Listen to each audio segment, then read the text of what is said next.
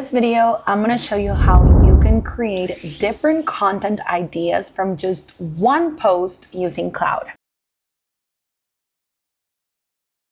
If this helps you, don't forget to like it and subscribe to the channel. Okay, so I have this post that I want to share today on Instagram. I made it with Canva, super simple. What I'm going to do is download it and then I'm going to open Claude.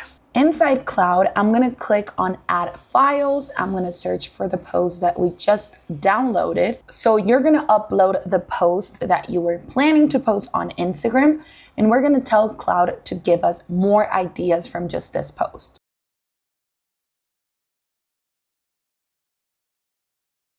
So after you upload your post, you're going to tell Claude to give you more content ideas. I said to create at least 5 based on the inspiration that I just gave you. And as you can see in just a few minutes, based on my Instagram, because it's showing my handle right here, it gave me other 5 new content reels or graphic posts that I can now share on Instagram. Claude, if you're running out of ideas, it's going to be the best platform to use because you're going to get inspired and you're never going to run out of brand new topics. I hope this helped, and don't forget to like it and subscribe to the channel. Bye.